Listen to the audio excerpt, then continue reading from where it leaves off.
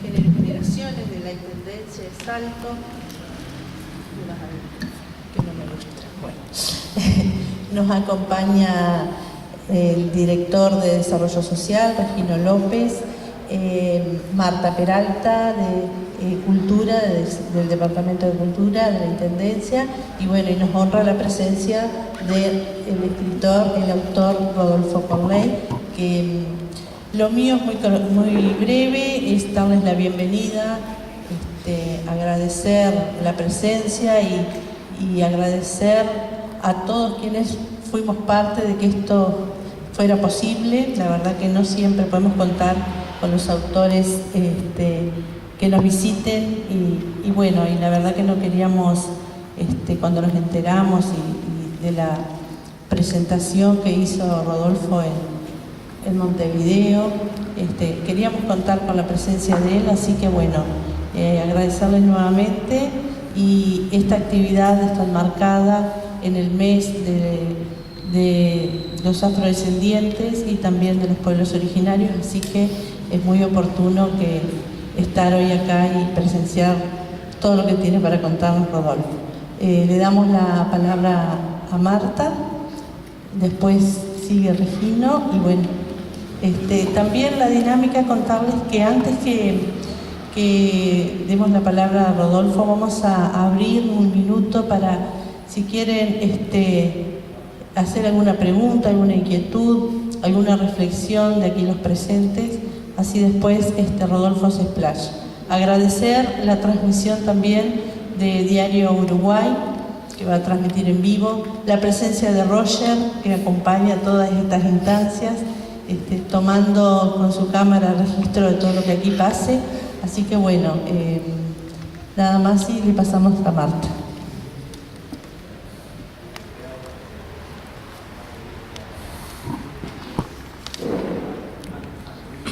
Yo voy a ser lo más breve posible, porque seguramente todos nosotros, a quienes queremos escuchar, es a Rodolfo, ¿verdad? Voy a dar algunos breves de una larguísima y extensa carrera que ha tenido Rodolfo, no solamente como periodista, sino como investigador, como luchador social, profundamente comprometido con América Latina, con las raíces de América Latina.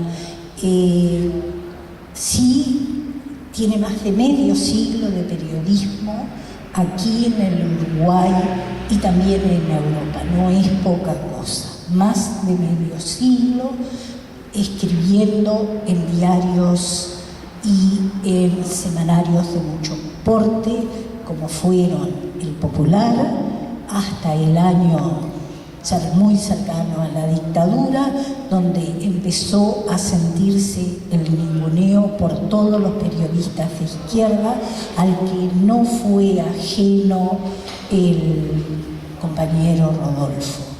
Él durante mucho tiempo se dedicó a las crónicas jurídico-policiales y creando inclusive un nuevo enfoque para la investigación periodística en esa materia. En el año 1973, apenas venida la dictadura, cae preso y debido a su militancia profundamente comprometida, cae preso y está unos cuantos años, y una vez que sale de prisión, emigra, se exila en Suecia, como muchos de nuestros compañeros, de nuestros amigos, ¿verdad? En ese tiempo había también escrito no solamente para El Popular, sino para, por ejemplo, la Carta Popular, mientras salió en la clandestinidad, así, ¿no? Pero siempre con actividades vinculadas a la búsqueda de justicia, de verdad, a la búsqueda de un, no sé si decir revisión, pero sin información real de los acontecimientos, que no era posible acceder a esa información veraz. Ensayista de deporte y sobre todo investigador muy serio, en ese tiempo, posterior a la dictadura, escribió una investigación, un ensayo, Mirá frutos, tus soldaditos, cómo están matando a nuestros amigos. Eso sería como el principio de lo que es esto, Sal si puedes, una investigación serísima sobre los charrúas, sobre el laberinto en que se transformó el futuro de los charrúas. Su trabajo de campo lo llevó a descubrimientos muy serios y a identificarse con esos descubrimientos que lo vincularon con las mal llamadas culturas primitivas o culturas primarias, como los conos pétreos o como la relación que existía de los pueblos charrúas con su organización, con una organización social profunda, de respeto familiar, de respeto a la mujer, de respeto a los hijos, a los muertos, con un culto serio y mucho más atado a lo emotivo y afectivo que lo que puede ser un monumento maravilloso, ¿no?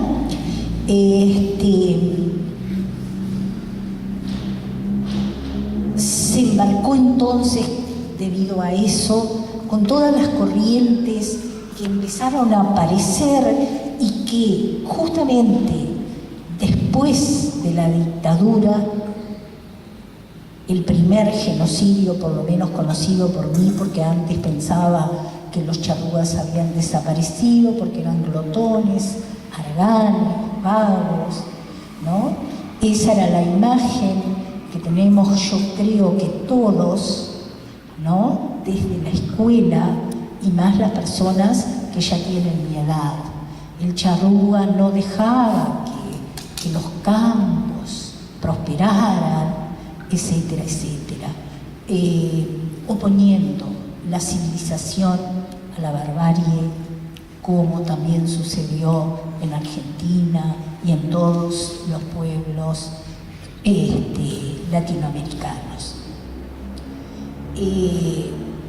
Yo quiero dejarlo por aquí porque quiero que él nos hable del genocidio, del culticidio, esa palabra que de alguna manera hemos empezado a manejar después de que se hizo toda esta revisión del lugar en que ocupan los pueblos mal llamados primitivos.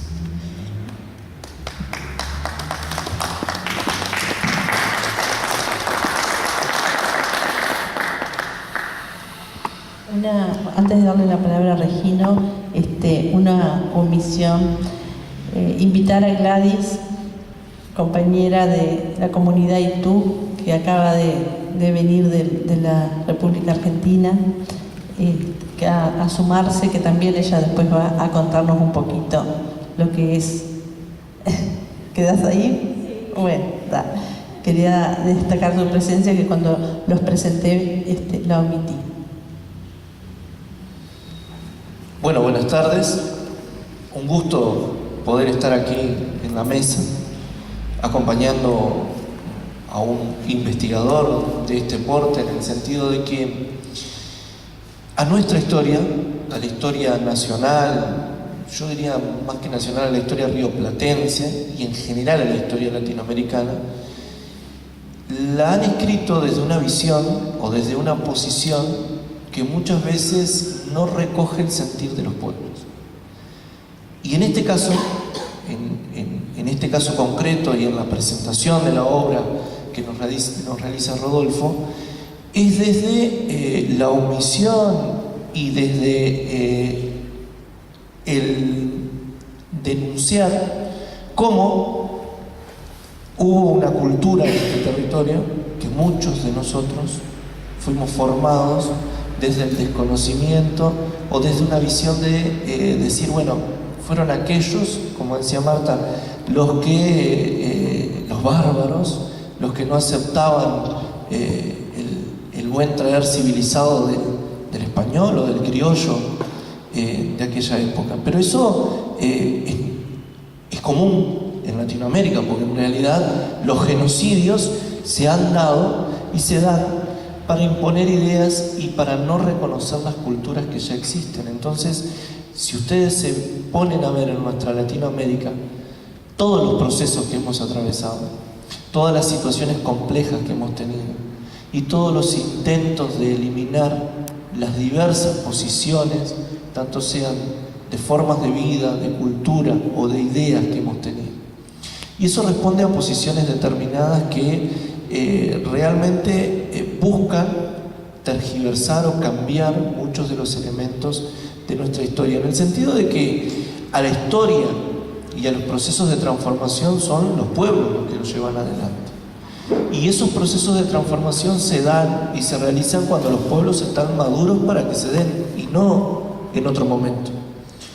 Y en este caso, pensar nosotros desde la capacidad que tenemos que tener de salirnos de ese marco cultural que a todos, de una u otra forma, nos impusieron en la educación formal que recibimos o en la educación de la propia vida y en los elementos culturales que manejamos, para poder darnos cuenta de que hay una parte de esa historia nuestra que no fue contada, o que si fue contada desde una visión que quizá es muy sesgada y que no toma los elementos de aquellos pueblos que teníamos en esta zona de Latinoamérica, que se habían desarrollado culturalmente y que dejaron una marca y una impronta que se buscó eliminar, que se buscó no mostrarlo. Y eso es importantísimo que lo manejemos, porque la historia hasta el día de hoy se sigue escribiendo no con la tinta de los pueblos, sino con visiones determinadas que responden a posiciones que muchas veces no contemplan eso que les decía. Así que realmente cuando tenemos la posibilidad de meternos en ese laberinto de la historia, de profundizar, de investigar, de buscar y de encontrar que realmente hay que reescribir cada uno de esos elementos, hay que retomar y hay que repensar la historia en el sentido de la contemplación de los pueblos y de las organizaciones que hacen a esos pueblos. Realmente tenemos un desafío por delante que es muy complejo, porque hay que luchar en contra de toda esa estructura armada que ya tenemos, pero que es el desafío que hay que enfrentar y que a través de esfuerzos como los que Rodolfo en su vida realizó por comprometerse con la vida misma y por investigar este tipo de acciones y presentarnos a nosotros, es que podemos tener una visión diferente y manejar conceptos y elementos que nos permitan realmente desempeñarnos de otra manera, porque cada una de estas cosas nos permite comprometernos cada vez más. Entonces, realmente destaco el trabajo, el proceso de investigación y las conclusiones que son las que nos permiten a nosotros seguir trabajando para poder seguir encontrando elementos que hacen a esa necesaria reescritura de la historia nuestra, del Río de la Plata y de Latinoamérica. Muchas gracias.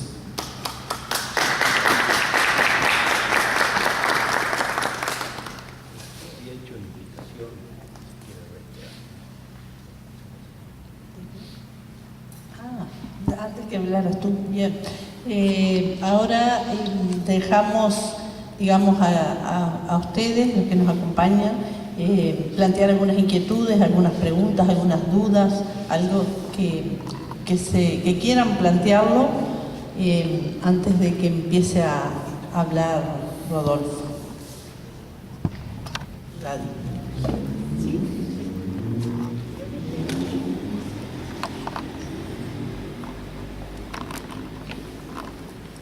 Bueno, Jalana, Ucaibera, Charruatem, Mutu, Concordia, Juimem, Charruatem, Entre Ríos. Soy Ucaibera, del pueblo Nación Charrúa de Entre Ríos, de la comunidad de Itú, y es un honor para mí pasar el charco, como decimos nosotros, y venir a encontrarme en esta otra tierra charrúa del otro lado del río.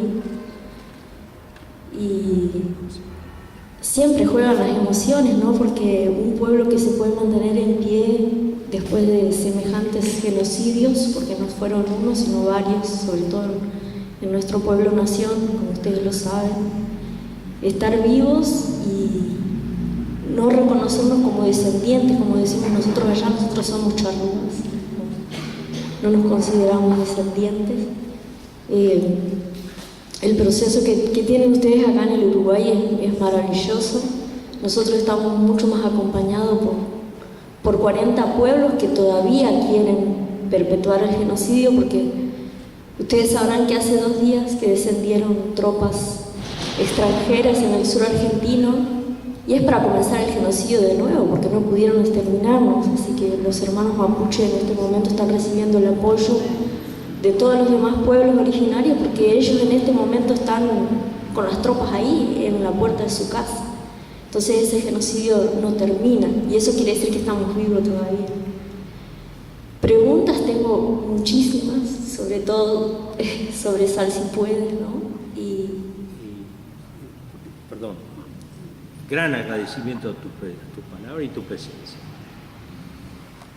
Todos tendrán oportunidad de opinar, profundizar, discutir y criticar, pero haces todas esas preguntas porque me ayudan, igual que otros que quieran, a plantear temas, me ayudan a mí a priorizar o elegir el desarrollo de la presentación. ¿Está bien? Nosotros tenemos conocimiento allá que hubieron niños y mujeres sobrevivientes, que algunos se cruzaron el río y fueron a parar a nuestras comunidades en Entre Ríos.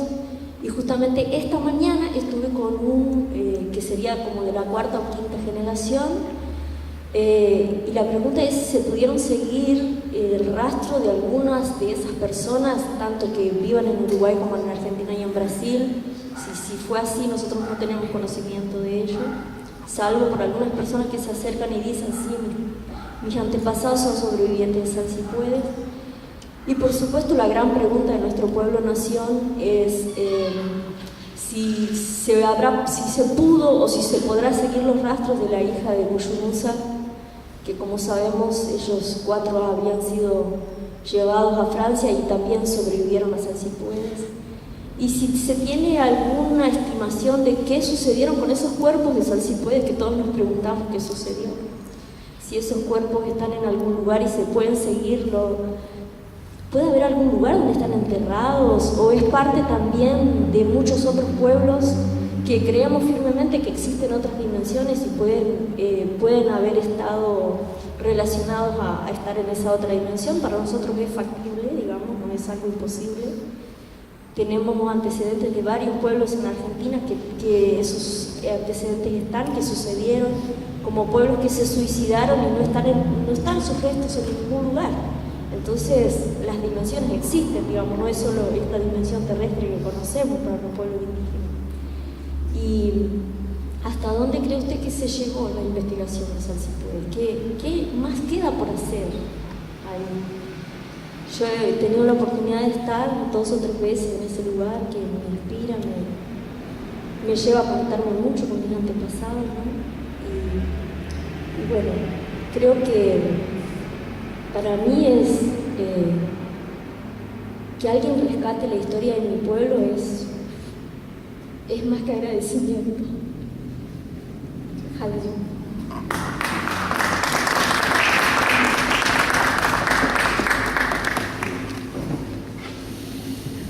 Primero, confesarles que yo tengo frío sentado y ustedes deben tener también. Si ven que se tiende mucho, antes de darle la oportunidad a enriquecer, a preguntar, discutir, porque no es fácil llegar. Aquí tenemos que agradecer especialmente a la Intendencia, a la directora de una de las áreas más originales que me acabo de enterar que está en esta Intendencia y algunas otras en todo el país, donde saben ustedes cómo se llama, el departamento que ella dirige, Género y Generación. Y no es que nosotros estamos promoviendo la colocación del libro, porque el libro ya se agotó.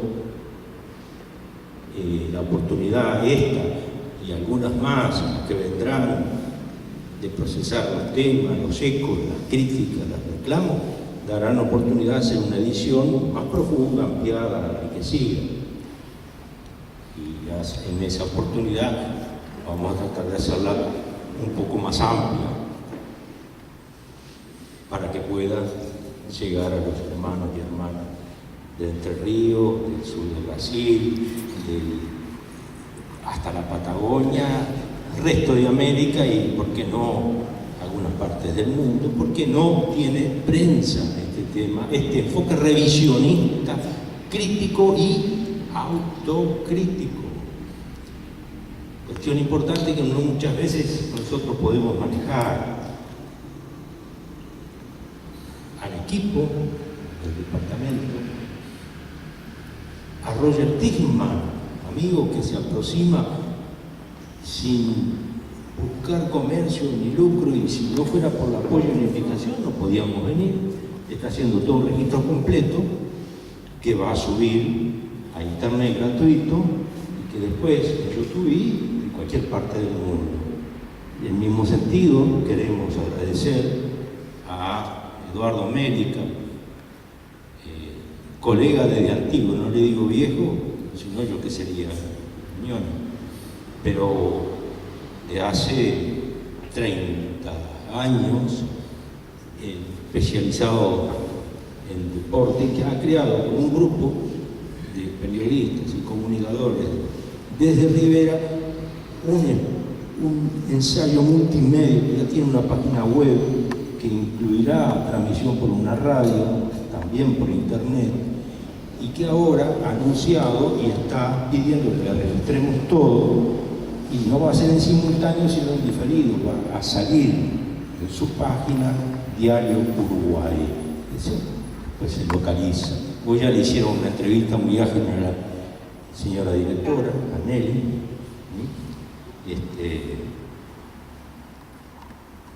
Agradecimientos pueden seguir muy profundos a anteriores oportunidades que en Salto hemos recogido muchos elementos y, perdón, voy a tener que cortar acá.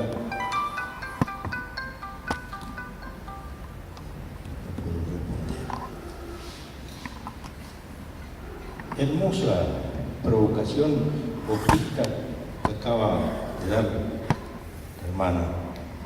¿Cómo es tu nombre? Mi nombre es Chacúa de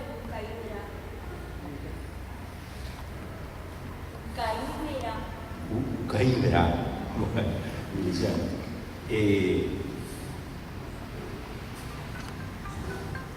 Haceme un favor.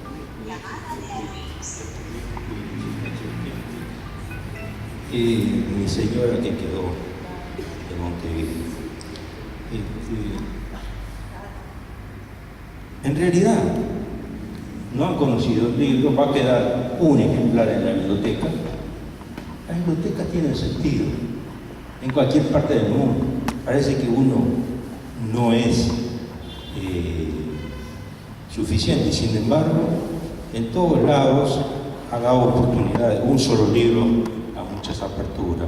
Y ahora la alegría de recibir al vecino que me dice que acaba de leer el anterior libro que presentamos acá hace 2 años, Artigas Hoy, que tiene una reedición en Argentina, que es esta, y que son 8 autores que nos combinamos para los rastros, y que aquí mi trabajo es la primera publicación del libro que repasa todo lo que digo que una nueva sensibilidad en Uruguay. Eras tú, ¿no? Me decías, perdón, lo apretaba en aquel vecino.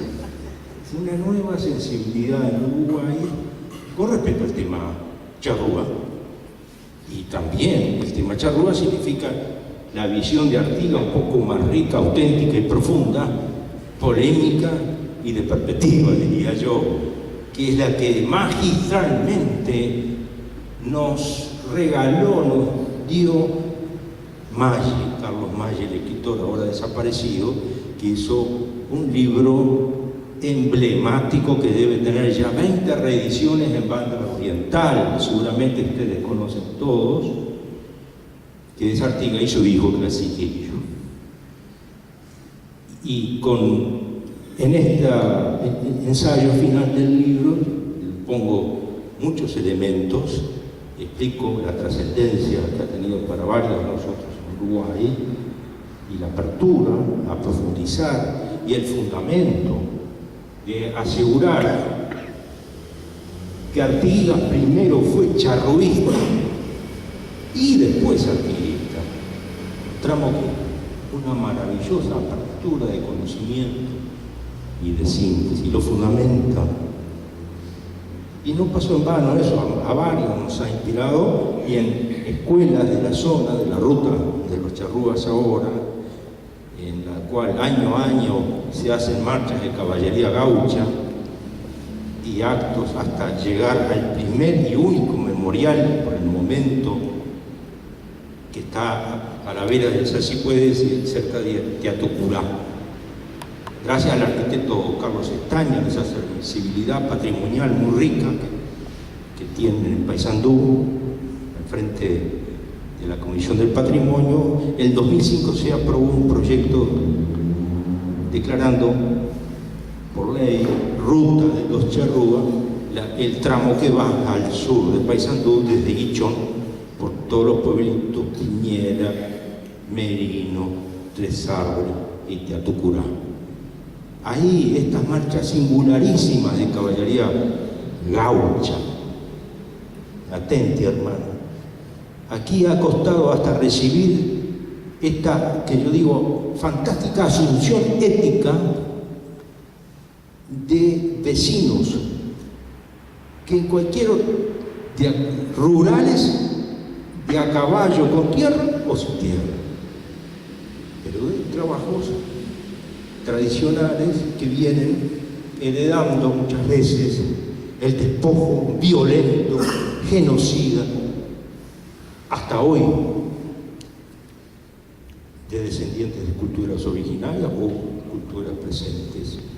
Entonces la imagen del hombre rural en América es de un retrógrado muy violento, machista y nada simpático.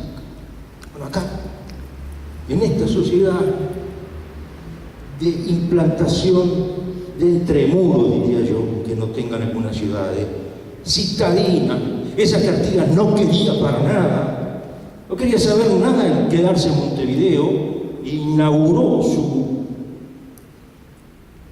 toldería, entre comillas, que era el gobierno de toda la federación, todos los pueblos unidos en la lucha que él encabezó acá, en purificación.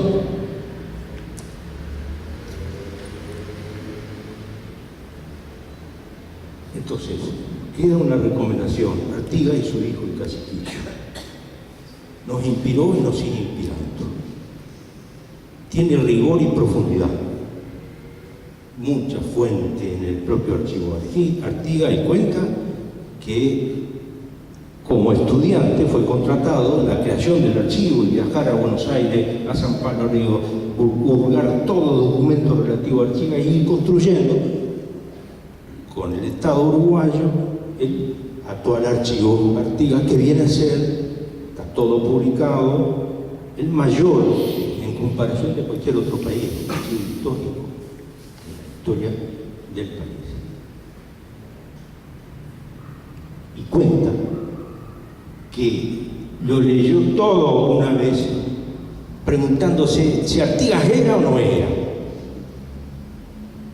Y lo repasó por segunda vez hasta que se convenció que Artigas era un ser de otro mundo superior, de una cultura con una ética superior, la charrúa. Y es mucho en un intelectual que viene del vallismo liberal, muy creador, toda esta etapa final era militante antifrentista, digamos, en la buena ley, en la polémica, publicando constantemente. No era un contestatario, pero lo fue profundamente en la historia artista. Bueno, entonces, no estamos inventando nada, sino colacionando sentidos. Y como decía la profesora, hubo que buscar, mojarse, embarrarse, empaparse de amores de distintos pagos, la solidaridad, más o menos 30 lugares en Uruguay, llegando así con esta sensibilidad de una intendencia o de amigos, de vecinos, y con fotógrafos y registros de amigos también. Aquí no hay financiación de nadie, ni hubo venta posterior, pero a raíz de lo cual fue posible sacar en 1997 un libro que decía muy bien la profesora, que encabeza una serie total de 8, pues vienen fascículos semanales, junto al diario La República, que llamamos el conjunto Laberinto de Salsipuedes. Como decía la profesora, agarramos una frase de un documento histórico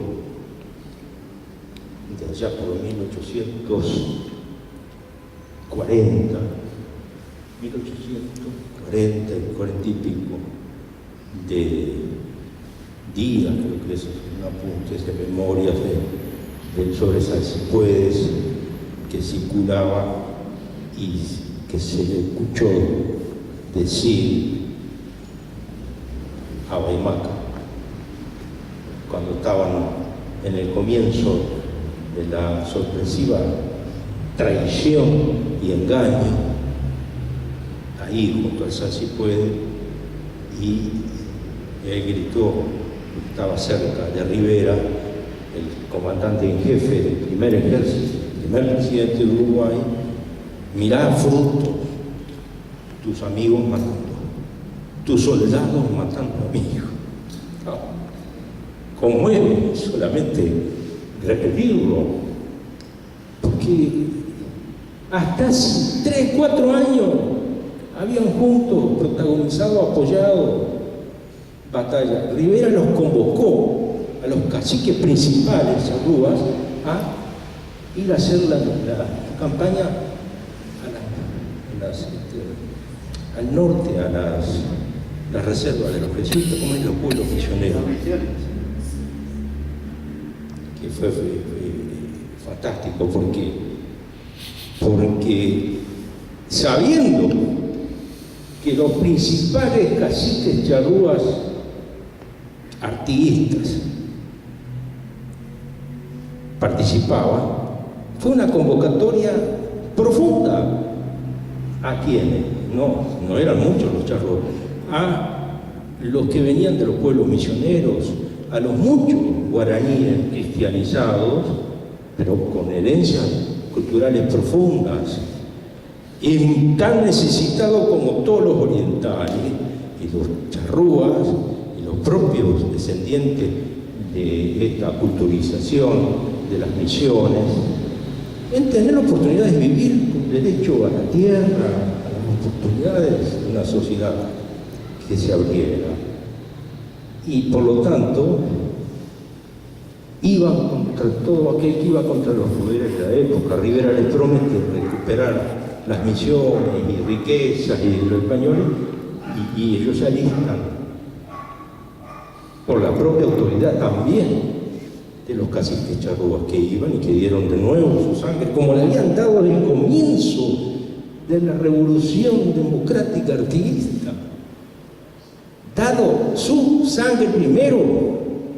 Artigas, nos cuenta Carlos Mario, en Artigas y su hijo Caciquillo, apenas se decide a organizar fuerzas orientales contra las porteñas, pero no para enfrentar, para separarse y hacer una estrategia liberadora. Acá, para Paysandú, manda instrucciones al comandante de la plaza que convoque a mi hijo de caciquillo. Y es por eso que Maggi sale con fuerza total. Era uno de los jóvenes destacados conductores de los charrúas que convocó, vinieron a Paysandú con otros soldados artiguistas, la liberaron.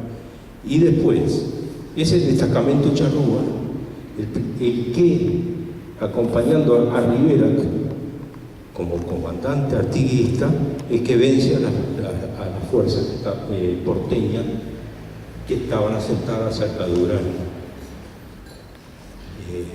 Y después toda la asociación, de hecho, hasta el eso, fantástica demostración colectiva de entrega, de apoyo a la causa artiguista cuando se retira estratégicamente hacia los pagos actuales tuyos, en Ayuí, y que van con carretas, que van estancieros que dejan, los que tenían ranchos humildes, que la queman, y el conjunto de la población.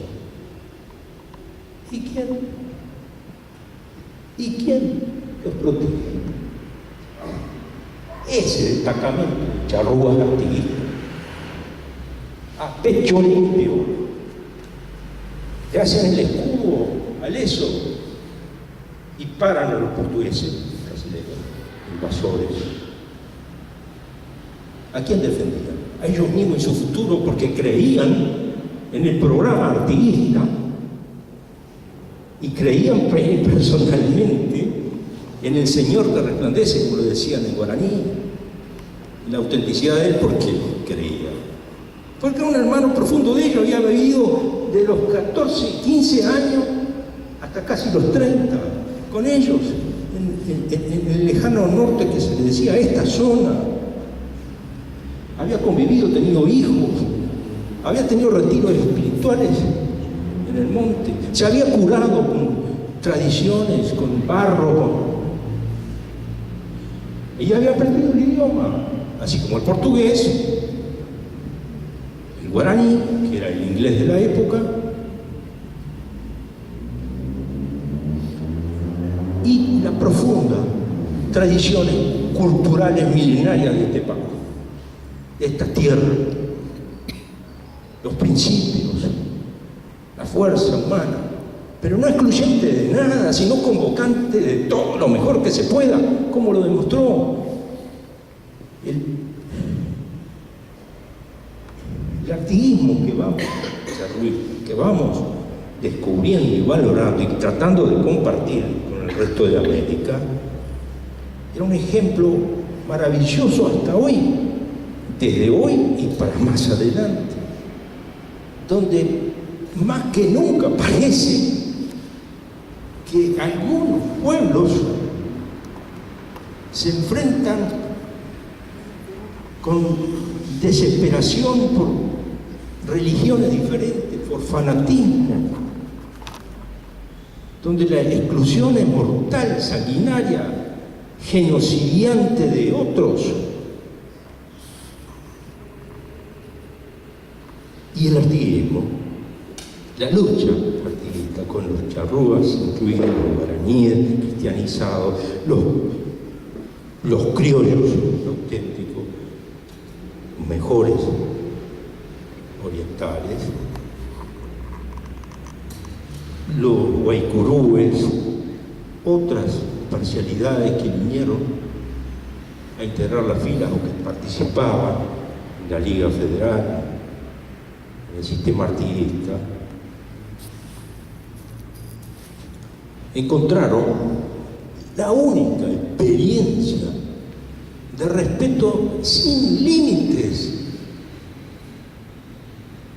a ideas, a religiones, a condición personal, a formas culturales. Nosotros una y otra vez hemos dicho que, repasando las instrucciones del año 1813, hay una expresión que expresa esto de una forma magistral. Dice: se respetará la libertad civil y religiosa, 1803, que era algo bastante en expansión, no digo común, pero conocido y vivido desde la Revolución Francesa, ya el movimiento cartista en España, liberal. Pero ¿qué más decía? Coma. ¿Se acuerdan? En toda su extensión imaginable. 1813. Decir esto hoy en el mundo es una de las utopías más humanistas que se pueda creer, pero no realizable. Cuando se están matando por fanatismos, a veces implantados desde Estados. Bueno, pero además tenía otra virtud evidente y vivida por todos los que participaron dando su sangre y sus esperanzas.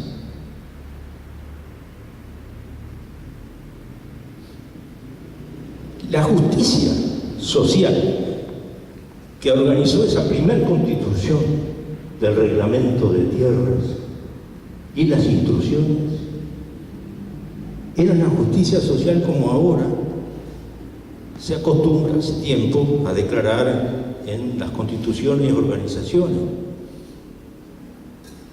pero la más, como en parte, esto sin entrar en particularidades, como en parte se ha ensayado, se quiere hacer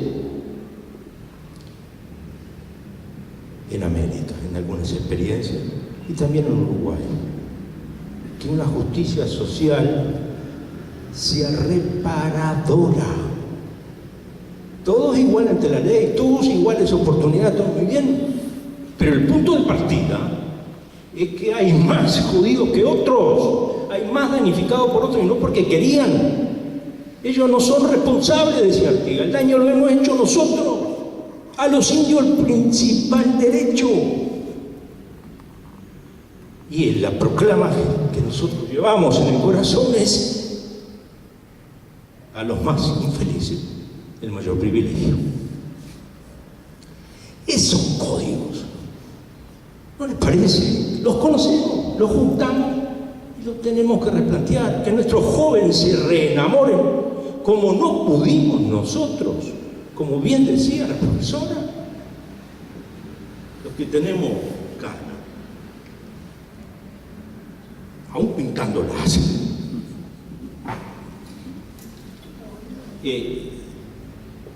Somos conscientes del culturicidio que nos envolvió, porque nos cortó verdades y sentidos fundamentales de la historia que nos llevó a fundar esta república. Nos ocultó la traición de los intereses, nos ocultó el valor y el significado de esa revolución agraria, democrática, justiciera, reparadora. Lo teníamos todo en ensayo. ¿Y por qué? Todos los poderes del mundo, los locales, los porteños dominantes, las clases dominantes que había acá en la colonia, que fueron expropiadas por el artiguismo, las de Brasil, ¿por qué se coligaron todos con el apoyo de los imperios de la época? El inglés, el portugués. ¿Por qué? Porque no podía admitirse ningún ejemplo de esta índole que socavaba todos los poderes dominantes injustos de la época. Lo socavaba como poder y como negocio explotador.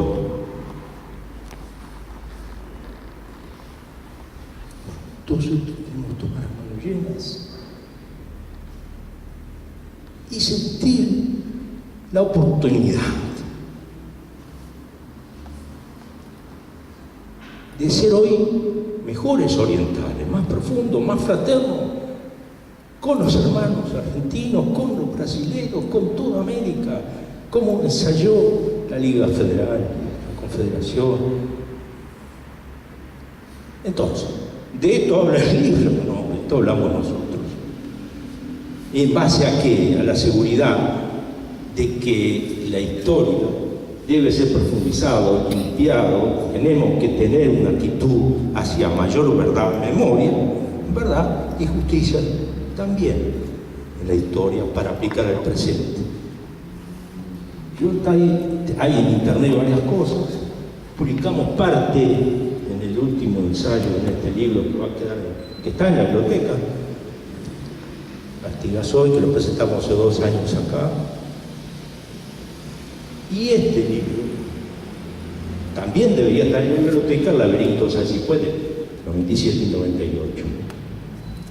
Pero este libro, muy modesto en proporción, en tamaño y en pretensión, tiene algo, un tesoro, que no es de mi creación, mi mérito, como decía generosamente el señor director que hizo una presentación, la señora Nieto, la profesora.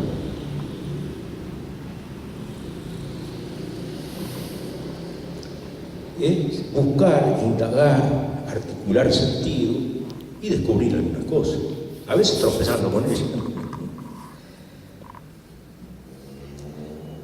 Cuando yo hice la primer tanda de esta producción hace 20 años, 1997 y 1998, el libro y 7 versículos, El laberinto de Sachipuera, repercutió inmensamente. Tendrían que tener una visualización nada más que de los títulos. Los títulos de estos están en las referencias ampliatorias en el libro este, pero se reagotó igual que este.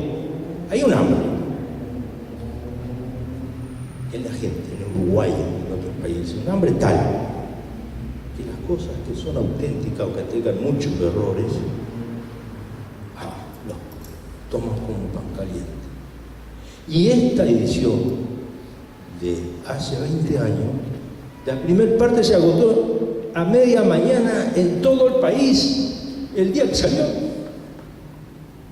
El primer sorprendido fui yo y la República, que después no quiso reeditar más. Y el laberinto, los fascículos, se agotaron en todos lados. Usted lo rastrea ahora y no están. Alguna persona preclara o ni siquiera los puso en la Biblioteca Nacional, la República. Ni siquiera yo puedo encontrar 2 juegos completos originales para ir a llevarlo y registrarlo en la biblioteca para que sea de pública consulta. Me han dicho que están acá en la biblioteca, no sé. Sería buenísimo.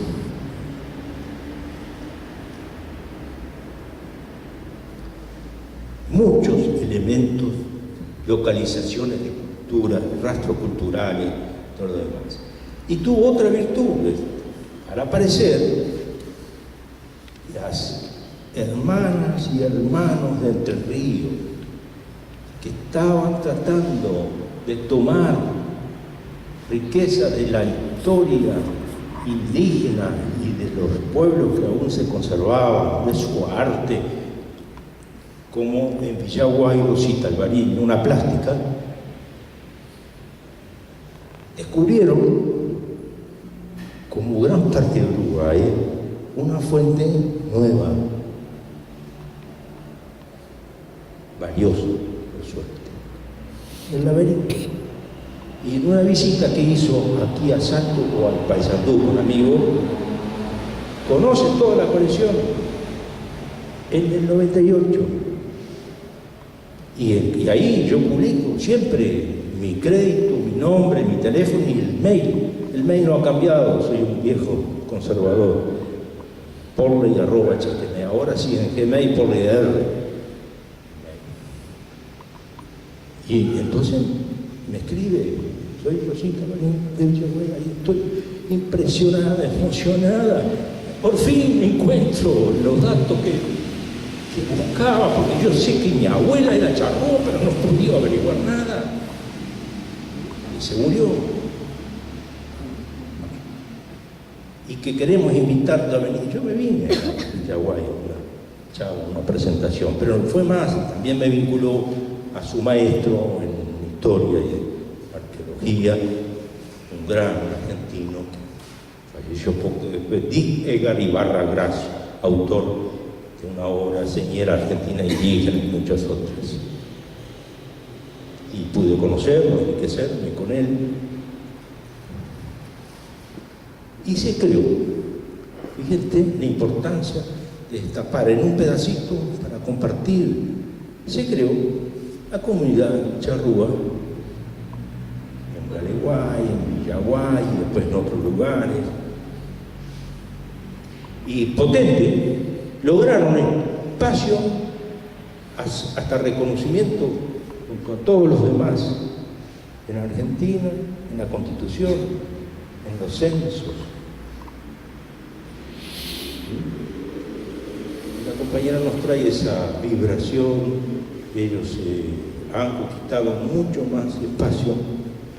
Los pueblos son diferentes también en los procesos. Y el genocidio de pueblos originarios, de culturas originarias, es de proporciones planetarias. Toda la modernidad, el avance en el planeta estuvo signado por el despojo violento de poseedores de tierra, de selva, de minas, de áreas, justificado por el progreso, el ideal del desarrollo de la sociedad. Uno de los cuentos que nos han hecho impresionante, que todavía envuelve a las actuales generaciones porque no se ha repasado críticamente esto. Entonces, colegas inteligentes y sensibles, hace poco, cuando estaba comentando el libro en la radio, me dice, sí, fue necesario eso del genocidio para el progreso, porque para que estemos como estamos ahora. Si habrá que trabajar sentidos. Nadie es igual, nadie no, pero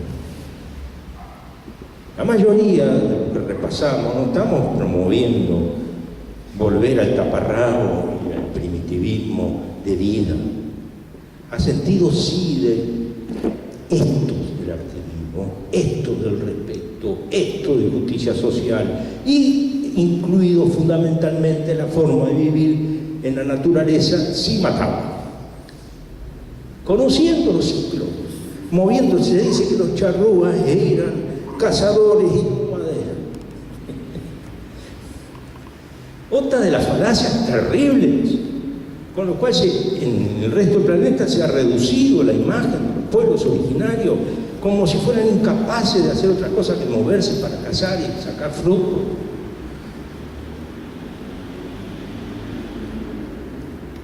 Esa movilidad, esa administración inteligente, con sabiduría acumulada en milenios del espacio, les permitía, entre otras cosas, lo que Gonzalo Abella ha dicho en la revisión, tener farmacias naturales al paso en varios montes de Uruguay, donde en determinados lugares flora medicinal estaba conocida, cuidada, y si iban, sacaban un poquito y dejaban que siguiera, entre otras cosas. Y el movimiento de los animales, su proliferación, sus movimientos para buscar el agua, nada de exterminarlos, tomar lo justo, lo necesario para sobrevivir. ¿Cómo se puede hacer ahora en otros formatos? No hacer el máximo de ganancia en el mínimo de tiempo posible, destruyendo todo y primero los seres humanos involucrados, como es la divisa que se impone, la divisa, el principio, ley del sistema de producción dominante. donde el egoísmo y el mayor provecho está, eso sí, salvaje. No hay fuerza capaz de decirle a un gran inversor, a un empresario, mire señor, no, usted en vez de sacar ese nivel de ganancia que pretende, en 5 años va a esperar 50. ¿Tanto? Bueno. Pero aquí en el primer capítulo, se llama capítulo 0, yo pongo al día en 13 páginas de las 100, algunas ideas desarrolladas sobre el genocidio, que se niega, que se confunde, que se oculta insistentemente en el lenguaje y en otras partes también. No es algo que yo hubiera podido escribir hace 20 años cuando empecé la película. No. Acá es siempre un proceso de estudio, de complemento constante, de desarrollo. Pero lo cuento ahí.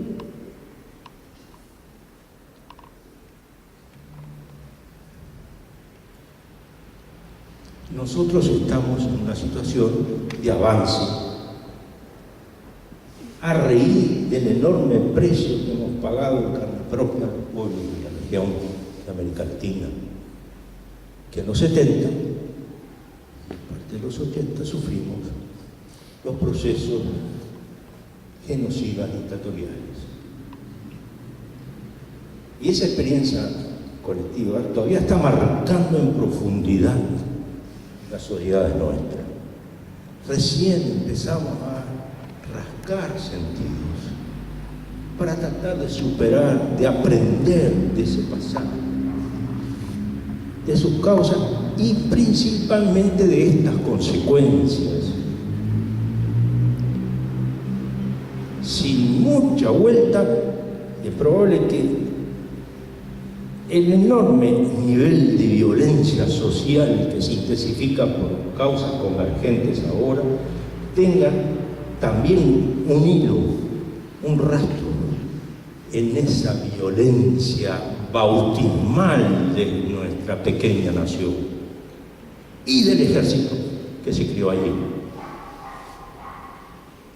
cebándolo en la impunidad absoluta de obedecer órdenes de dueños del poder, propietarios de campo y del negocio, exportador de ese momento, 5 o 6, incluido el propio presidente y comandante en jefe, poseedor de tierras, Diego Noble y algunos otros que había en ese momento, que financiaron parte del operativo genocida, porque una de las claves de este operativo es que debía ser ultra secreto en sus objetivos, que eran destruir la comunidad desorganizada de charrúas artiguistas, fuente de la llama de unificación, de justicia social, de reclamarle el derecho a su tierra, a su espacio, ese que Artigas había garantizado. Y sabían, por el poder reconocido en 300 años, que no los habían podido doblegar de ninguna manera, ni comprar, ni sobornar, ni intimidar. Que donde lograron capturarlos y obligarlos a algún campo concentracionario que le llamaban reducciones religiosas de la Iglesia Católica dominante, fracasaron todos. No podían sujetarlo y dominarlo, entonces les vendieron el cuento que eran tan salvajes que no podían aprender nada. Y Félix de Azares, un ingeniero militar que envió la corona española para reforzar el proceso de colonización de la forma más inteligente posible, es dando tierras que afincaran en la frontera, por ejemplo, Uruguay frente al Imperio Lusitano, frente a Brasil, a pobladores, pero hay que darles tierra. Y si fueran autóctonos, mejor, dijo. Y donde no pudo lograr incorporar de ninguna forma en ese periodo a los charrúas organizadas en su cultura, en su forma. Entonces concluyó, está escrito por ahí, no es imposible. Se ha ensayado todas las formas y deja abierto la solución final. No lo dice con toda la letra, lo da con el sentido. Después hace Gloria, Feria de Sala, no sé qué historia, diga, como si lo escribo en el laberinto, cuando la hipótesis valedera es que Artigas le enseñó a él, porque había vivido y convivido en culturas milenarias acá en el uso de la tierra, del espacio, la guaranítica incluida.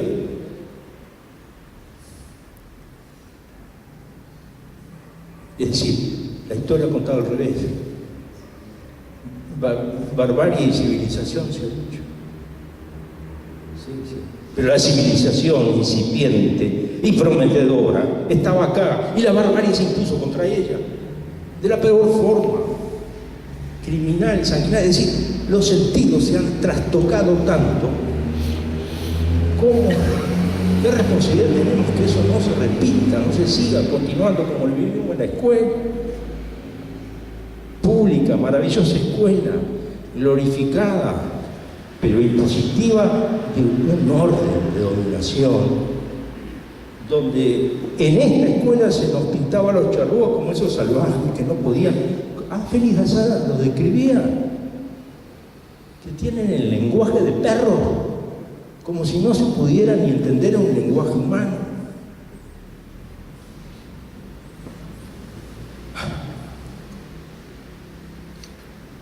Que no tienen dioses y creencias, como símbolo de barbarie, como que no tienen dioses ni creencias.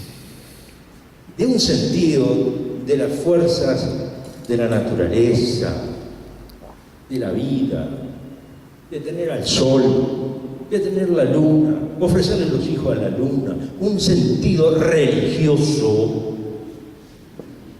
rico, aceptado en la tierra, sin intermediarios, sin papas. Si hacían espiritualidad, que la hacían, ejercicios espirituales, lo hacían en las cumbres de algunos modestos y hermosos cerros que tenemos, y rodeaban en un círculo piedras, con piedras. Y hay alguna descripción tan prejuiciada de algún jesuita, de estos que venían a tratar de sermonear, y habla aquí, nomás, debe estar en el norte de Salto o el sur de Artigas. El cerro de los brujos, la brujería, no sé qué nombre le ponía, donde iban los yamanas de la época, que le decían, a hacer sus ritos diabólicos. ¿Y de qué son qué ritos diabólicos? La hermosa trascendencia espiritual que le daba a sus fuerzas y sus conexiones religiosas o no como telúricas, es decir, en relación al infinito, a las estrellas, al sol y la luna, las fuerzas de la tierra que existen, se miden. Ahora se aplican hasta empresas avanzadas de construcción en arquitectura, en muchas partes del mundo, acá se empieza a hacer las mediciones de las propiedades telúricas, los campos magnéticos, la combinación de corrientes profundas de agua con líneas de fuerza magnéticas y otras que hay en la Tierra. No es místico, esto es medible. Y hay compañías de seguro hace más de 20 años en Estados Unidos que no te aseguran un edificio si no tiene estudios geobiológico, arquitectura, porque es lo que asegura que la salud no estará afectada en forma permanente en un punto, como es, por ejemplo, la hipótesis de explicación de la muerte súbita de bebé. Siempre. Muy jóvenes en la vida están en su cura, en un punto donde se combinan 3 líneas de estas, le sacan fuerzas, y si está solo, se asfixia, no puede moverse, entre otras cosas. Si usted está 20 años con su cama en un lugar que no es positivo para la salud, puede originarse procesos cancerígenos. No estamos haciendo misterio, estamos tratando de aplicar conocimientos y nociones para mejor vida. Bueno, desde China y remotamente India y cualquier parte del mundo con culturas antiguas, hay conocimiento natural de esto. Y nuestros árboles tenían. ¿Para qué? Para hacer su religiosidad, su combinación, su trascendencia. Y a eso se le llama salvaje, por favor. De otra forma, hay varias corrientes que tratan de aplicar a la medicina o la forma más saludable, ubicación y fuerzas. Bueno, publiqué El laberinto en el 98. Cuando terminé el fascículo 7, allá por marzo, marzo de 1998, en casa me llama y ese empieza el relato del libro, la llamada. Me llama un señor con voz vieja, estanco, con acento extranjero, sí, pero es un emigrado ruso con su familia que estaba de los 3 años en Uruguay, en ese momento tenía 75 en Uruguay. Y dice, mire, yo he venido comprando y leyendo las publicaciones en la República. Ahora pregunta, si usted dice la verdad, iba a decir toda la verdad. Y ahora que confirmé que lo ha dicho, mire, yo conozco muchas cosas, dice. Para mí me parecía, había recibido elogios, emociones y ataques feroces, ¿no?, por la publicación. Bueno, una toma de pelo, una casca banal, pero no podía descartar. Entonces digo, mira, a mí me interesa mucho lo que usted me está diciendo, deme la oportunidad de entrevistarlo, ¿no? Entonces me dio la dirección, todo lo demás. Y al poco tiempo fui por su casa. El tesoro. Un fenómeno humano de memoria individual. De lo que hay seguramente mucho, pero no se conoce. Semi-analfabeto, vino a los 3 años con su familia empobrecida, trabajó en 7 oficios de modesto. Fue hasta 3 años de escuela y a los 14, 15 años el padre que era aprendiz de zapatero, lo coloca con otro ruso migrado en una explotación en el monte de Santa Lucía para fabricar carbón, que era muy codiciado en la época, por la época de la guerra del carbón. Y ahí está, y desde ese momento hace una experiencia diversa con un indio viejo que era el cocinero del grupo, que un poco lo protege, lo ampara, el indio Sena, como titula un libro que viene a publicar en el 80, en el 83, creo. Sobre los 90, ahí está la referencia. El indio, el pardo Sena se llama. Y publicó también los cuentos del Botijapán, cuando era niño, de 7, 8 años. Pero ¿de qué forma? Con una memoria detallista de todo.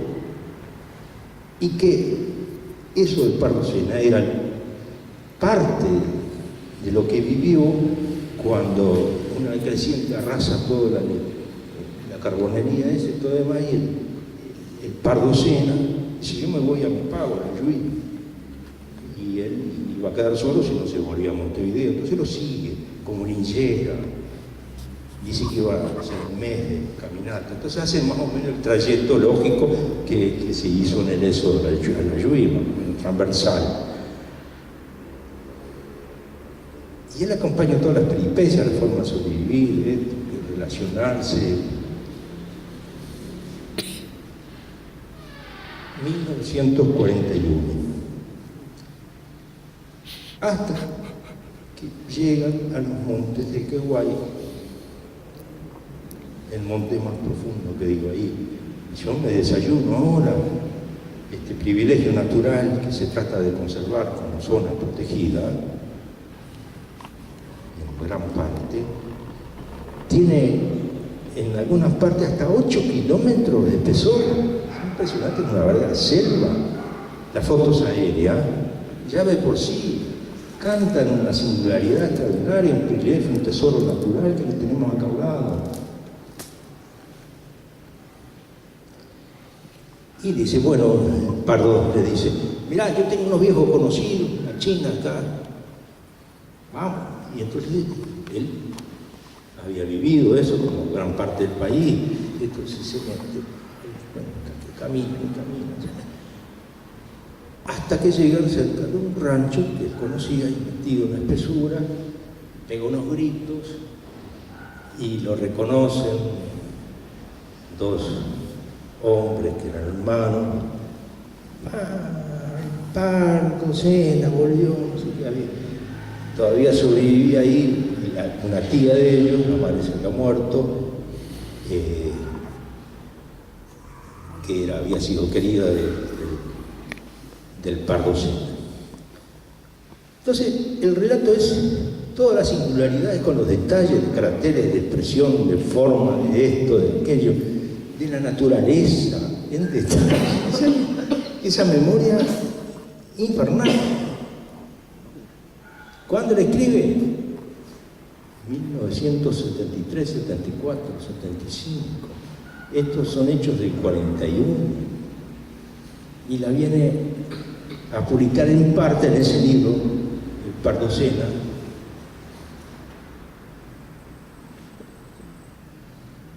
editorial Amauta. Y llega al laberinto, lo lee, me dice: yo conozco mucho. Entonces empiezo a entrevistar y me empieza a contar y me regala el libro, pero me lleva a una pieza que tiene así montañas de juegos de papel de fotocopia, de impresión, pero manuscrita, y alguna hija le había pasado y están impresos, pasados, pero no refinados. Y él escribe como habla, en fluidez, sin corregir, como fluye, notable de esa memoria. Ahora, digo, yo estoy ante un divagante, un inventor, un fenómeno. Y yo le hago muchas preguntas, además leo los apuntes y el libro anterior, y lo entrevisto más de una vez. Y tiene una frescura total y me repite las cosas bien. No inventa en el momento que me las habla. Están registradas de alguna forma. Y me convenzo que tiene un fenómeno, ¿no? Un testigo fundamental.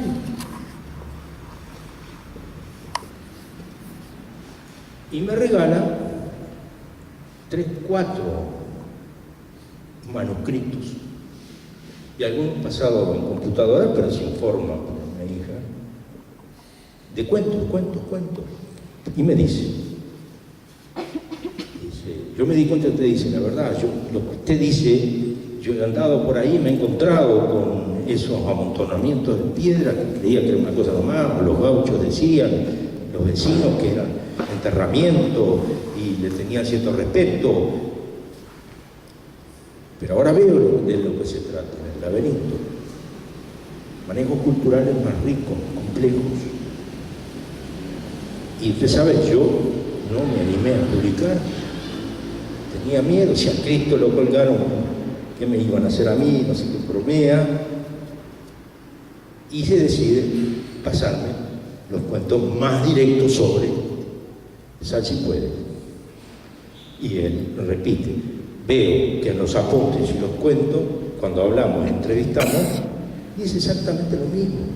No está reinventando o elaborando. Me convence absolutamente de la fuerza. Y digo, bueno, tiene 75 años, esto es explosivo. En cualquier momento la biología no le da más. Yo no sé cuándo iba a poder procesar toda esa riqueza, porque en algún momento sí. Entonces le pido, le consulto para que me deje filmarlo la entrevista. ¿Tenemos la copia? Son 3 horas más o menos. Un amigo, como lo hace Roger, y lo tengo copiado en un CD. Y que él repite y dice la misma cosa que están escritas en distintos momentos. Entonces, fuerza documental, autenticidad y profundidad. Las narraciones son, profesora, usted lo habrá leído, son crudas. El estilo de él es crudo, ¿no? Cuando describe relaciones sexuales, yo omito muchas de esas cosas, no es necesario. Es sexo explícito, crudo, pero otros aspectos. La memoria de descendientes de mujeres, de salsipuedes y de hombres que cuentan la forma en que fueron exterminadas en 3 naciones. Eso es salvajismo, ¿verdad? Eso es barbarie, en boca de testimonios orales de memoria. Y hay gente que estaba desarmada, que estaba sorprendida, que estaba engañada, que estaba en defensa. Si no pudieron escapar, como aparentemente pudieron escapar unos caballos que rescataron 40, uno de esos. Y sí, excepciones, un comandante Visillac, que él se acuerda, impidió que uno de los soldados a sablazo ultimara a una charrúa que estaba clamando para que no le mataran su bebé. Y así lo describe. Y este salvaje les corta la cabeza de arriba del caballo, el bebé cae y lo pasa a aplastar por el caballo.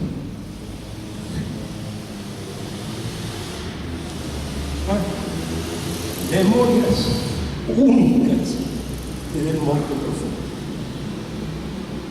Para asumir el reto ético, como muchos lo han venido haciendo en esta zona que levantaron el primer memorial y que en la procesión lo vamos a convertir en unos sitios de memoria por ley que se están creando a raíz del último genocidio del mismo Estado, varios que algunos hemos vivido.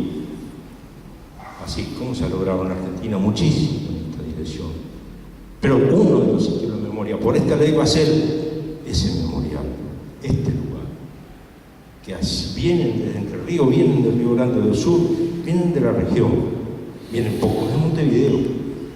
Ningún canal en 20 años, 25, ningún gran prensa ha tenido esto.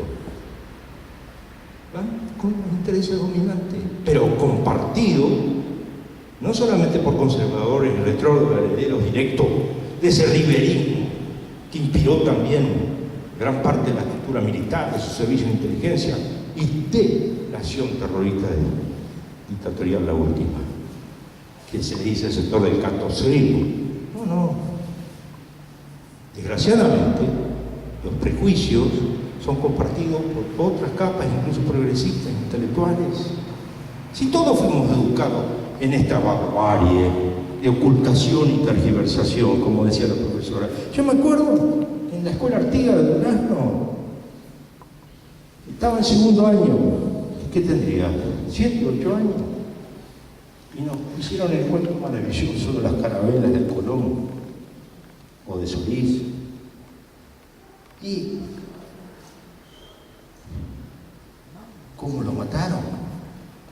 Y nos pidieron que hiciéramos una redacción. Y yo hice una conmovido y agradeciéndoles que vinieron a hacer posible que existiéramos hoy. Elegido para la conmemoración, no sé si de octubre, de Colón o lo que sea, para leerlo ante toda la escuela. ¿De acuerdo? La emoción que sentíamos por el genocidio, la tergiversación absoluta, metido en lo profundo. Y no fue lo único. Después, desde mi familia, a toda la población, pero la educación en la escuela, era que, por suerte, éramos diferentes de América, por no tener el problema del indio.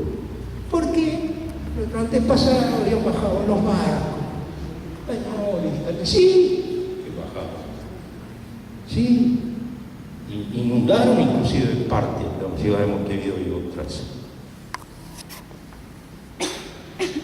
Y en su mayoría era como los otros que estaban acá antes de la invasión, de colonización en segunda etapa.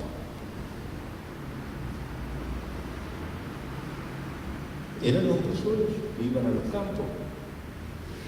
¿Y qué eran las mujeres en los campos?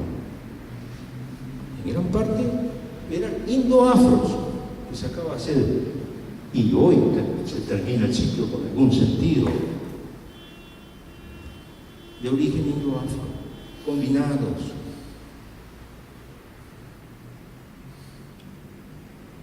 Y se reprodujeron esos portugueses que venían, italianos, españoles, todo lo demás, con mujeres de los campos. Pero les borraban todas las identidades, como desde el primer momento, en esos culturicidios. Algunas mujeres, según la referencia, lograron escapar de la encerrona traicionera y sanguinaria, a grupa de algún compañero que logró el caballo o sola o corriendo. Sí, la estimación que serían como unos 40 que lograron salir del encerrona.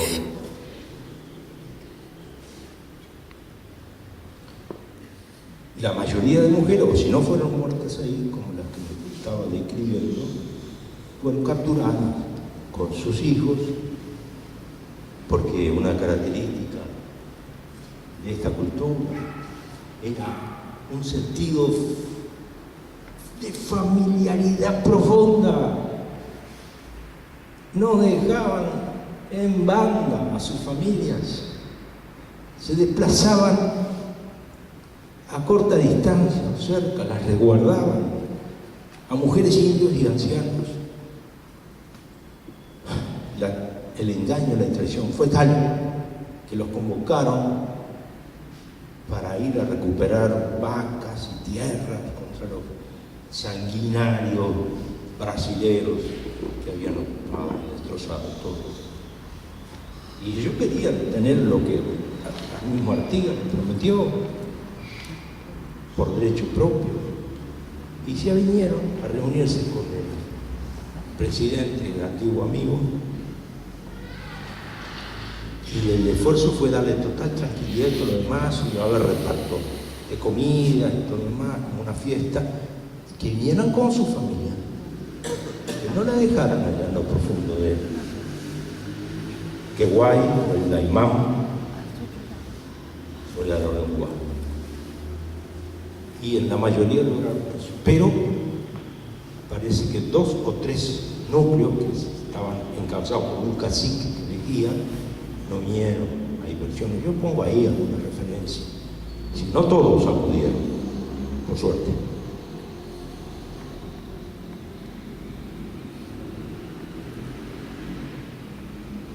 Algunos zafaron. Y Rivera, el comandante en jefe, le da al segundo en mando, el teniente coronel Bernabé Rivera, la misión de perseguirlos hasta capturar a los fugitivos. De hecho, estaba diciendo que le diera muerte. No había que tener sobrevivientes. ¿De qué? ¿Sobrevivientes de qué? De una forma cultural que se nucleaba en grupos de 40, 50, con un cacique a la cabeza, y la mitad más o menos hombres, y la otra eran mujeres y niños y ancianos. Logran convocar a 8 de los núcleos que estaban en la región. Acá. No estaban todos juntos por estrategia de sobrevivencia para los recursos naturales inteligentemente perseguidos y explotados. No le caían todos a la vez. Y también de autodefensa para no ser sorprendidos, encerrados.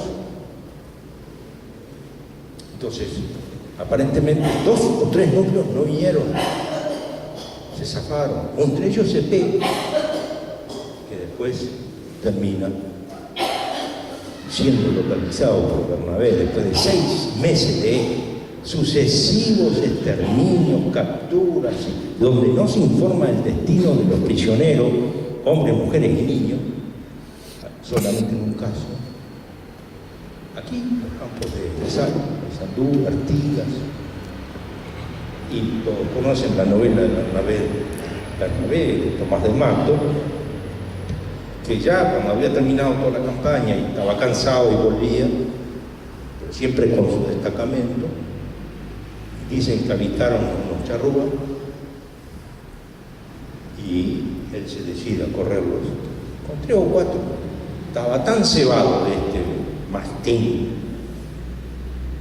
tan confiado, tan desesperado por terminar de exterminar, que galopa, y Charrera tenía mucha experiencia, ¿no? Sus propios caballos se alejan un poco, y lo hacen correr alzando los caballos, hasta que en un lugar determinado dan vueltas y hacia el frente, con ese poder, ese arte defensivo que tenían múltiples. Eran los señores de la destreza del caballo. Hay demostraciones múltiples. Los señores, por supuesto, de la boleadora. Los señores flechadores, que a 50 metros podían meter una flecha. Los señores de la onda, la de David contra Goliat, con piedras preparadas expresamente con efecto, con gran poder. Y todo eso combinado los hacía temibles en la acción que ellos querían. Hicieron frente. Y a Bernabé lo voltean con un golazo. Los que usaban bolas eran los indígenas. Se saca la deducción. Hay otras versiones ahí en la memoria Z, dos versiones. Una que era alguna extracción brasilera que estaba por ahí en la zona, disimulado, y le tiró un golazo o una boleadora. Y otro que era uno de los propios partidos, una traición entre ellos. No está claro, pero lo derriban. Y ahí les cantan 40 por nuestros hijos, por nuestros hermanos, y de a poquito hacen ser conscientes del ajusticiamiento que hace. Se lo pone como héroe en la historia, este sanguinario, ajusticiado de la única manera que podían. No tenían tribunales, no tenían su forma.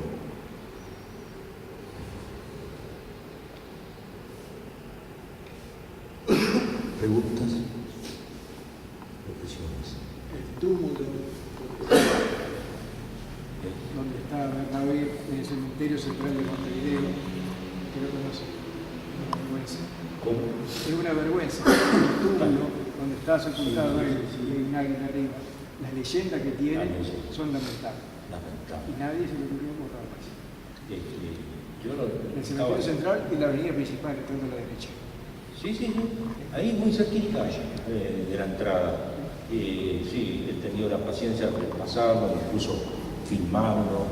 Sí, es un documento evaluable, total. Sí. Pero lo hermoso es que hay un paraje en el departamento de Artigas, a 30 kilómetros más o menos de la ciudad de Artigas, en un camino lateral que va bien a la frontera, que teóricamente se llama Bernabé Rivera. Bueno, dice Bernabé Rivera, le dice Yacaré, Paso Yacaré. Este paso, cualquiera, los niños, los grandes, todos le dicen Yacaré. Y sí, esto dicen que le pusieron Bernabé Rivera, pero acá es Yacaré. Así te dicen. Hay algún sentido profundo. Hay una calle en Montevideo también, Bernabé Rivera, calle cortita. Bernabé Rivera. La que sí, signo de dominio histórico del grupo responsable del genocidio, que es el riverista, el ejército, los servicios de inteligencia que habían dominado, y el ala masónica conservadora, porque hubo más de algún artista, ha logrado no solamente mentir, tapar, deformar la historia, sino que nos hemos dado cuenta que en mi pueblo Durano, en mi pueblo tal de Montevideo, y parece que en la mayoría del país, la calle más larga es Rivera. ¿Qué poder indirecto, oculto y simbólico para implantarse? Pero la hermana preguntaba otras dos cosas interesantes, pero yo les pregunto, le damos unos minutos más y tratamos de redondear qué ha pasado con los cuerpos, qué pasó con los que lograron zafarse y podrían haber ido tanto Entre Ríos como en los más lugares. ¿Le damos unos minutos a eso? ¿Sí? Está bravo por el frío, pero yo les agradezco. No es fácil compartir todo esto. Ahí vienen los testimonios directos de Rosita Alvarez primero, y las que las acompañaron en el primer nucleamiento. Entonces, ellos no habían logrado profundizar, no tenían pauta, porque, como acá, el culturicidio, que es terrorismo impuesto también, había llevado a clausurar la memoria viva que podía sobrevivir y no ser trasladada porque era peligro para los descendientes. Fue peligro inmediato, de exterminio, pero después de desprecio. Está vinculado a la evidencia del genocidio más crudo. ¿Qué abuela, qué madre podría trasladar su memoria a sus hijos, a sus nietos y exponerlos? Entonces ella no recibió de su abuela, pero otras que se sabían descendientes tampoco. Entonces, estimulada por esta ola en América, en un pueblo que logra tener un gobierno multiétnico como el boliviano, etcétera, etcétera, empiezan a preguntar a las abuelas y arrancan alguna memoria. Entonces, son tan crudas como esta que les digo. Algunos lograron, hombres, ¿no?, cruzar a nado a Entre Ríos y fueron ocultados en los montes, no muy grandes que hay allá, o había, en pozos con ramajes arriba y les llevaban comida. Ahí vinieron las huestes del gobierno argentino, del gobierno del gobernador colonialista, que ya tenían hace tiempo, mucho antes de Salsipuede, la consigna que todo charrúa mayor de 12 años de huello. Entonces vinieron con perros mastines y localizaron ese escondite de huello.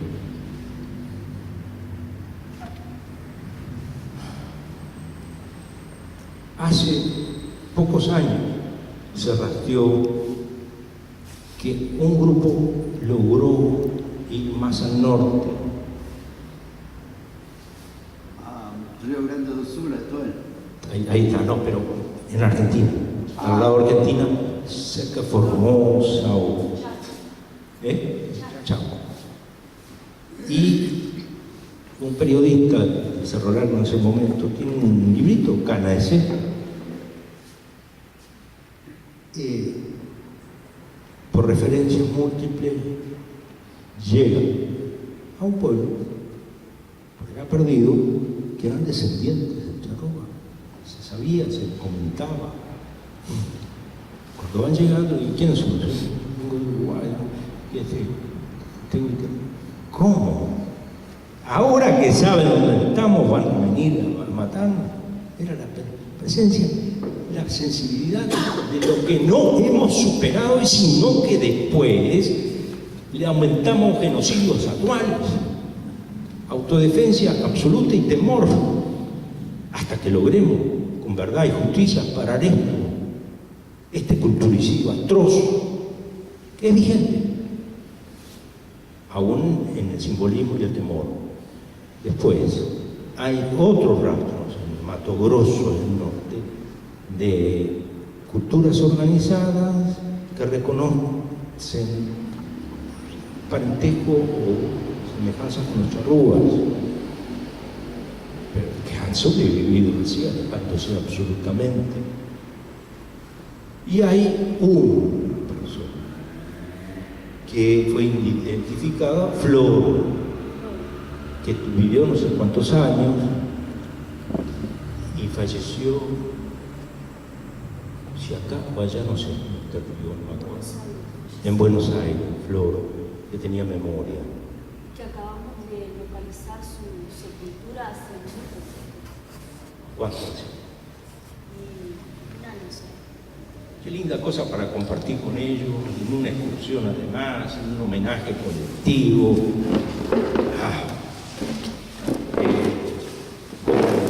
Esta tumba de la hija de una charrúa sobreviviente en 1834, que hago todo este trabajo, que está publicado en internet, que lo pongo en menciones,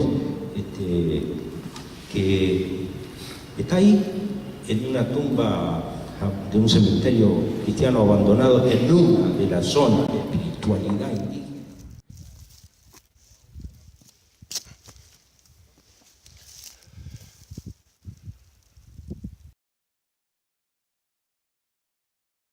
Y ahí hay unas tumbas y algunas tienen algunas cruz heridas y había algunas caídas. Yo fotografié y rápidamente identifiqué el rastro en pobladores actuales de Guichón, de Hortoneda, todo el caso.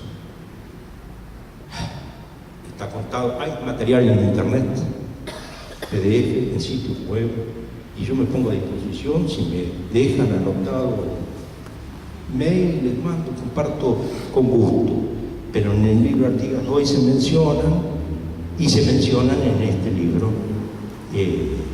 Estamos presentando la referencia, los links. Y tú preguntabas sobre los cuerpos. Típico terrorismo de Estado que conocimos. Desaparecer a las víctimas.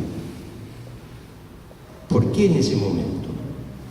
Porque el volumen, la proporción de la acción militar,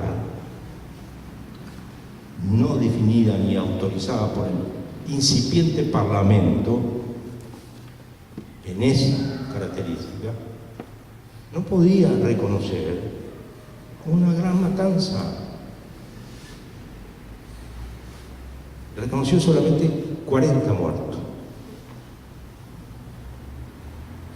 y 6 o 7 de soldados, y uno de ellos el hijo de un ministro de la época, Lucas Owen.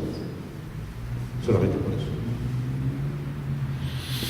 Pero presumiblemente unos cuantos de los voluntarios del Plan Cóndor, incipiente brasilero, y tropas muertas, porque hay descripciones como uno de los caciques se defendió en la encerrona con una lanza y fue creando como una trinchera de cuerpos de soldados en torno. Presumiblemente muchos más de lo que parte de Rivera Matiuso, como todos dicen. Y había que hacer desaparecer los cuerpos de soldados irregulares de su propia tropa, no confesos, y lo de charrúas, mujeres y hombres y niños. Y las versiones más recurrentes son que fueron arrojados a algunas de las lagunas de la zona. Y ahí en la memoria dice algo provocador, pero otras memorias también de locales. La verdad que primero los hechos no fueron nunca reconocidos como objeto de investigación de una universidad democrática, que fue destrozado por el primer terrorismo de Estado ahora. Y sin embargo, muestra cómo estaban todos sumidos con un horizonte eurocéntrico, continuadora de la mentalidad colonial, colonizadora. ¿Y quiénes estaban ahí? Los cartosistas, los conservadores, los oligarcas, sí, pero también la izquierda de la época, con una visión marxista eurocéntrica. ¿De qué año está hablando? Estoy hablando de los 60, y estoy hablando de los comienzos del proceso acá, hasta vestigios ahora, hasta actual. Pero estoy agradeciendo expresamente en el preámbulo no solamente a las charrúas entrerrianas, Rosita y Marina Varela, sino a 3 santuceras nacidas acá. Y algunos académicos que han hecho la ruptura, empezaron por primera vez en la Universidad de Uruguay a abrirse autocríticamente, como decir que la antropología que estábamos haciendo era caucásica, y está desarrollando las corrientes de apertura y de riqueza científica real. Nicolás Guigú, y otro es Gustavo Verdecio, que está en una universidad norteamericana y ha venido a aportar otra visión de apertura. Y para de contar, todavía no ha emergido con fuerza, que lo puede hacer y estarían preparando algunos arqueólogos de la formación tradicional y anterior, pero que ante la evidencia y la maduración de conciencia social tienen la necesidad de hacer una investigación profunda de la zona y los restos y el lugar. Pero eso es muy caro, porque mucho tiempo hay que bucear, hay que rastrear una amplia zona, y no veo uña ni garra para destinar recursos reales a destapar una historia que nos avergüenza si no la asumimos. ¿Y cómo les cuesta reconocer que toda la vida han fabricado, ha sido cómplice o omiso hacia una mentira? A mí, mis maestras de infancia en Durano, cuando salió el laberinto, en una reunión, me dijeron: estamos tan agradecidos y conmovidos, y sabemos, un director del liceo, Flores, o Mica, Flores, Y lo que es más difícil, que nosotros entendemos que toda la vida hemos enseñado una mentira. Eso es una autenticidad de docente, pero no todos tienen la oportunidad. Por ahí, ¿se estima cuántos charrúas asesinaron ahí o no? Sí. Están las cifras que Pizarro, es un investigador que yo le reconozco todo su mérito, tiene un semejante volumen de hace 6, 7 años, Genocidio de la población charrúa, lo publicó Tomás de Mato, al frente de la Biblioteca Nacional, hasta que fue cesado. Ahí presentaron ese valiosísimo trabajo, yo lo refiero ampliamente, y desapareció. Ahí se vendía, ahora no se encuentra en ningún lado. No lo distribuyeron porque no era política de la Biblioteca Nacional. Vino un hombre de izquierda avanzado, una víctima del terrorismo de Estado más reciente, lúcido, y sin embargo, como les decía, tributario del prejuicio dominante en la cultura de izquierda también. Es una cosa muy difícil. Sí, eurocéntrico, sin duda. Pero ha corrido mucha agua, hay procesos en América, hay un Estado plurinacional. No lo conmueve tanto como para revisar. ¿Sabes lo que es reconocer que toda tu vida tuviste condiciones y hasta enseñanza y hasta investigación trampeada? Es horriblemente difícil. Creo que la primera etapa para investigar científicamente y desprejuiciar a la historia americana, sudamericana, es la primera trampa, es verla desde un punto de vista nacional. La nación de los charrúas era más amplia que la frontera del Uruguay. Ay, perdón, no sé qué pasó.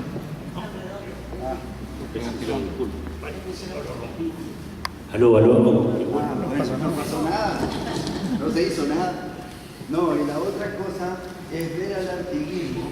Yo estoy convencido, espero alguna vez poder aportar, estoy convencido de que la relación de Artigas con los charrúas era más profunda de lo que se dice o de lo que se admite, en el sentido de que Artigas era un hijo de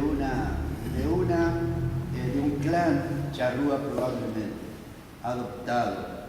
Y eso después lo veremos, inclusive lo podemos conversar. La otra cosa es ver el artiguismo ligado a varias etnias de la región. Yo tengo mi ascendencia guaraní y el general Gorgoño Aguiar, tal vez el mejor artiguista que lo siguió hasta el Paraguay, hasta el último momento, tenía una guardia de 20 tobas.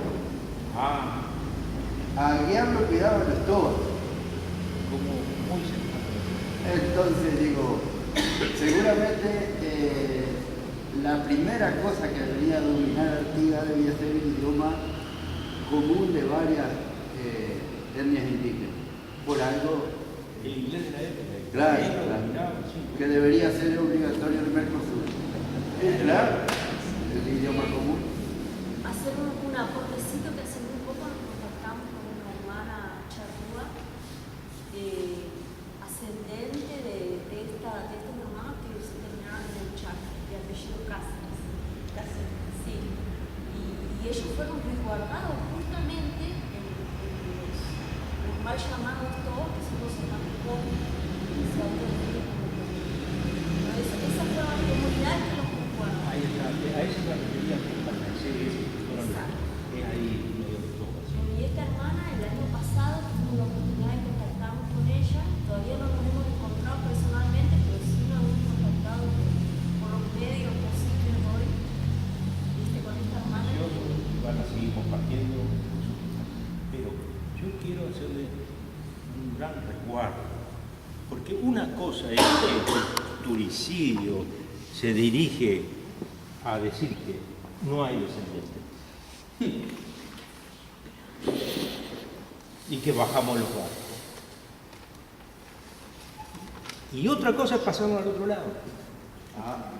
en el sentido de agarrar el mismo criterio biológico, que es fascismo, para dar la otra versión. Tenemos que no caer en los mismos errores reduccionistas y prejuiciosos. En primer término, razas no existen. Hermandad del género humano está probado de Adán y Eva, es decir, la pareja allá de la granja de Luavi, en África, que más o menos se deduce que son los primeros antecesores de los antropoides que llegaron a la humanidad. Que después es fantástica esta historia, se dispersa como en 6 opciones en la Tierra, pero una misma esencia humana biológica. Y después, por clima, por comida, por lo demás, se diferencian en algunos aspectos, altura, gordura, colores. Pero la semejanza en la identidad biológica es casi absoluta. No solamente entre los humanos, también con los ratones. La otra cosa que pasa generalmente es confundir la acumulación capitalista del 1500, 1400 con la civilización. Cuando terminaron con los indios tuvieron que traer esclavos negros. Y colores. Y si vamos más profundo, cuando pretendieron terminar con los indios, porque los indios no terminamos, estamos acá. No, pero terminaron con la mano de obra gratuita, esa fácil. Se le fue a los montes. ¿Qué otra invitación que nosotros no dejamos de hacer permanentemente? Los charrúas no fuimos, los charrúas somos, estamos, existimos. Claro, somos charrúa, españoles, portugueses, italianos, todos combinados. Claro. Yo me niego a enfatizar una sola ascendencia porque estamos combinados. Por supuesto. Solamente enfatizo cuando se negó y se Claro. usó para exterminar. Entonces, para crear el multiétnico artiguismo, combinaciones de todo, y biológicas, y no reducir, no hay razas, no admitimos esa definición. Bien, hay que anotar un avance de la antropología biológica, lo permite el avance científico de ver el ADN y después las técnicas de investigación especializada. Y en los últimos años en la Universidad Uruguaya se ha confirmado por el análisis del ADN de las mujeres que son las más sobrevivientes, porque los hombres La que permite determinados cromosomas. ahí está el ADN mitocondrial. Entonces, Mónica Sanz encabeza un equipo en la Facultad de Humanidades, de Antropología Biológica, que ha compartido, está en referencia a algunos trabajos que están en internet, que las mediciones últimas, para sorpresa de ellos, desde cuando empezaron pensando que era una proporción de 4%, 3%, 10% de las zonas más concentradas, que son Tacuarembó y Salto, ¿no? Ahora las mediciones le están dando una presencia de esos genes, parciales combinaciones de lo que vienen por vía de mujeres indígenas, no guaraníticas, categóricamente no guaraníticas, no por ideología, sino por razones biológicas, componen el 35% de la población actual. 1 millón de uruguayos, es una cachetada a esa gran tergiversación que no existía. ¿Entiendes? Entonces, por ese lado importa. Y no por tener constitución biológica se salva la cultura, ¿no? Eso se hace el esfuerzo voluntario de recuperar pedazos o gran parte o recrearlo. En eso es meritorio. Si no es negacionista, si no vuelve a quedar un círculo en sí mismo, si deja de enriquecerse en la interacción con otros hermanos de otros pueblos, también indígenas y no indígenas. Pero debemos no caer en la misma trampa reduccionista, esquemática y racista. Y decir, no, somos auténticos porque somos descendientes biológicos. No. En todo caso, tenemos una descendencia cultural. Claro, además tenemos muchas cruzas. Somos mestizos. Una cosa sola. Acerca de los guaraníes en el norte de Uruguay, es enorme, indiscutible, innegable el peso. Incluso Bella Unión se formó Santa Rosa con 8.000 guaraníes que vinieron siguiendo la ribera que los curtió mentira. Y Belén, fundado por Artigas en 1814, por el Pacheco, después recibe aporte de guaraníes. O sea, han habido... Ahora, a suavizar el aspecto biológico extraído de la cultura es una tremenda trampa. Lo que llegó con esos sobrevivientes de la misión era una cultura continental, originaria, rica y extendida, aculturizada. Mentalmente. Aculturizada a través de la religión. Exacto, por los jesuitas. También. Como estrategia de supervivencia también. Por muchas causas. Sí, perdón. Ahora la República Guaranítica de las Misiones duró 300 años y hubo un sistema de trabajo que las condiciones de vida de esos indígenas, o no sé llamar indígenas, fueron mejores que en casi todo el continente. Incluso venían a curarse desde Europa gente de la nobleza, porque la mejor medicina del mundo estaba en los 7 povos actuales de los guaraníes, combinando la medicina de los curas jesuitas, los conocimientos de ese tipo de medicina europea, con los yuyos de los guaraníes. Incluso para los que somos paisanos del norte, que yo me considero un paisano, nos sirve para entender un montón de cosas que vivimos en el campo. Nosotros, cuando nos decían gaucho y paisano, ¿cuál es la diferencia? Y resulta que coexistieron, y el paisano era el guaraní que sabía talabartería, zapatería, música, latín, español, guaraní, y el gaucho era el gaucho, de guerras. Y el paisano era apetecido por los estancieros, porque el tipo sabía trabajar, sabía criar vacas, castrar ganado, domar caballos. Entonces digo, hay muchas cosas en la historia nuestra que está vista desde Montevideo, que tiene su, digamos, particularidades regionales, ¿no? Comunes a la provincia argentina. Perdón. No. Agradecerle, está interesantísima la charla, pero quedamos pocos ya, el frío nos avanza. Decirles y repetirles que acá Rodolfo trajo, sí, no sé cuántos que salía. 250, el otro original ya es 300.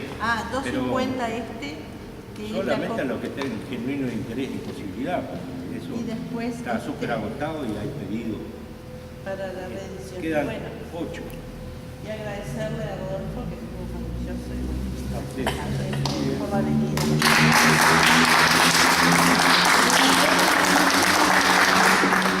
La próxima vez que traemos en septiembre, así que...